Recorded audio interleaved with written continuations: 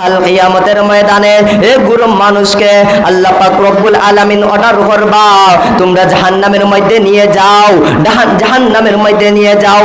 আল্লাহ পাক রব্বুল আলামিনের হুকুম আর আহকাম মানিয়া ফেরেশতারা ওই বান্দা বান্দীদেরকে শেষ রাইয়াটা নিয়ে তারা জাহান্নামে নিয়ে যাইবা।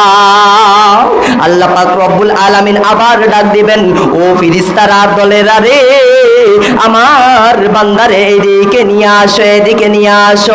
তখন বান্দাদেরকে নিয়ে আসা হইবে, বলবে ফেরেশতারা রে, তোমরা জানো নাকি আমার বান্দা একদিন ঘুমের মধ্যে ঘুমন্ত অবস্থায় ছিল, ঘুমন্তের মধ্যে বলছে ইয়া সানাম ইয়া সানাম ইয়া সানাম। ওই বান্দাটা মুসলিম না, ওই বান্দাটা ইহুদি নাসারা হয়, খ্রিস্টান হতে পারে। ইয়া সানাম ইয়া সানাম বলছে। আল্লাহর হাবিব বিশ্ব নবী মুহাম্মদুর রাসূলুল্লাহ বলেন, আল্লাহ পাক রব্বুল আলামিন ডাক দিয়া বলেন, আমার বান্দাদেরকে নিয়ে আসো। তখন বান্দাকে নিয়ে আসা হইল।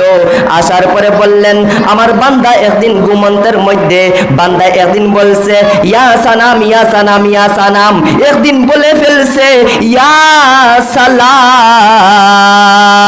আল্লাহ বলেন লাব্বাইকা ইয়া বান্দা। তখন আল্লাহ সাড়া দিয়ে বলেন, ও বান্দা তুমি আমারে ডাকলা কা, তুমি আমারে ডাকলা এখানে। বান্দা তখন আর কোনো উত্তরে দেয় না, কোনো উত্তরে দেয় না, বলে ইয়া সানামটা কি সালাম হয়ে গেছে? আল্লাহর নাম বলে ফেলেছে সালাম।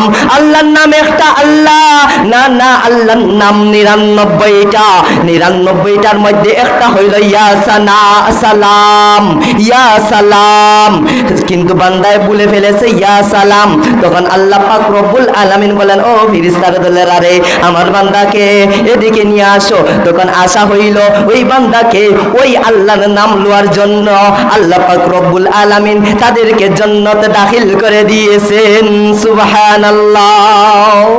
কাল কিয়ামতের ময়দানে কোন মানুষ ছাড় পাবে না, প্রতিটা মানুষ আল্লাহর কাছে জবাবদিহি দিতে হবে। তুমি জমিনের মধ্যে কিভাবে চলাফেরা করছো, কিভাবে চলাফেরা করছো, কিভাবে তুমি জীবন যাপন করছো, সবগুলার হিসাব দিতে হবে।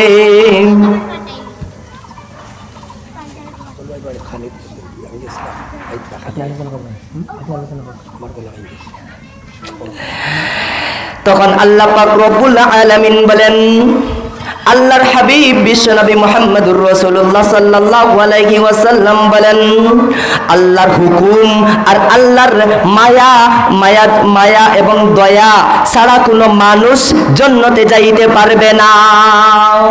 আল্লাহর দয়া ছাড়া